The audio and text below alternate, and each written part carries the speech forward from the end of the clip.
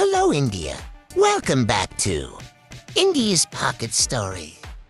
Here's today's quick economy update. One big global story and one important update from India. Many global companies are now moving factories out of China. This trend is called the China Plus One strategy.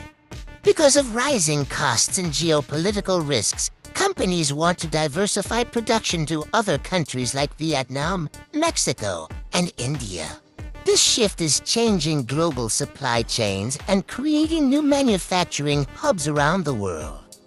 India is trying to take advantage of this shift. The government's production-linked incentive plea scheme is encouraging companies to manufacture electronics, semiconductors, and other products in India. As a result, mobile phone production and electronics exports from India are growing quickly.